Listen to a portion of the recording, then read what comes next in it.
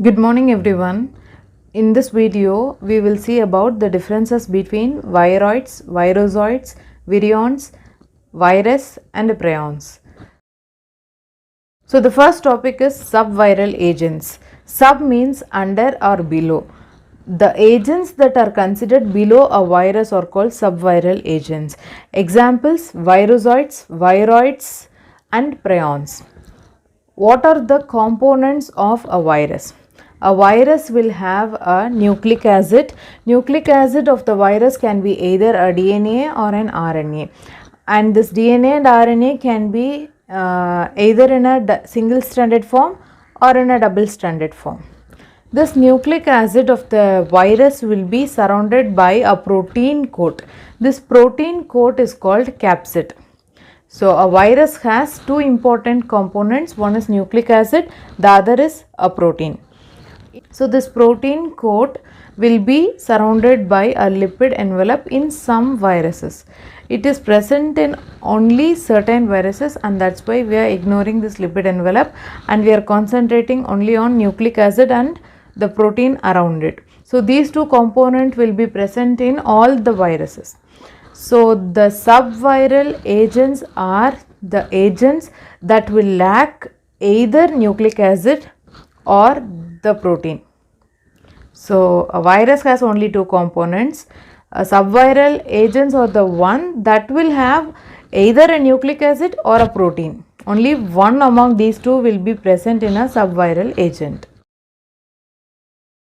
And the next topic is viroids. Viroids are subviral agents. When I say subviral agent, they will have either a nucleic acid or a protein. In case of a viroid, it has a single stranded RNA which is circular in shape. This viroid is capable of infecting only plant cells. This viroid is a obligate intracellular parasite, which means they can grow only inside a living host cell. When they move out of the host cell, they become inactive. They are capable of replicating on their own, which means they do not require the help of any other virus or any other living agent. If they find a host, they will go inside and they will replicate on their own using the single stranded RNA which they have. And this viroid will be very small comparing a virus. If the smallest virus has several thousands of nucleotides, means this viroids has only 200 to 400 nucleotides. Until 1970, viruses were considered as the smallest infectious particle, but in the year 1971, Sir T.O. Diner discovered viroids.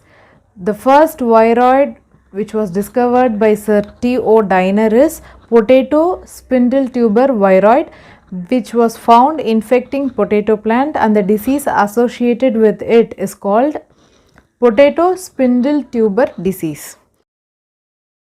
And the next topic is virusoids. Virusoids are again an example for subviral agent. Whenever this virusoid is entering into a host cell, it do not have the capacity to replicate on its own. It will always require the help of another virus. So this virus, one more virus which is helping this virusoid, must also infect the same host. Okay, I will explain the concept once again. Whenever a host is infected with the virusoid, this virusoid will not replicate inside the host and it will not cause any infection.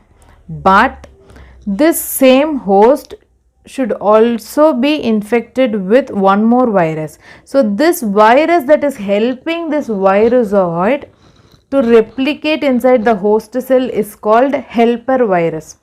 So a host must be infected with both a virusoid and a helper virus to undergo infection.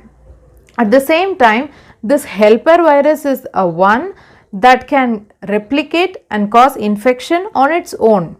It do not require the help of virusoid, but this virusoid will require the help of a helper virus to replicate inside a host cell. So moving on to the virusoid, it has a single stranded RNA which is circular in shape. This point is similar to a viroids. But the difference between virusoid and viroid lies in the upcoming point. Virusoid also has a protein coat. This protein coat of the virusoid is of the helper virus origin. So, this helper virus will give a protein coat that will enclose the nucleic acid of the virusoids.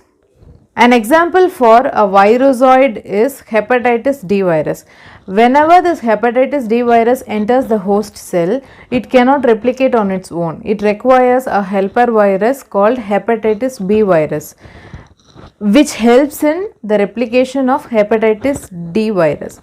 Once hepatitis D virus replicates, again it will cause infection in the same host.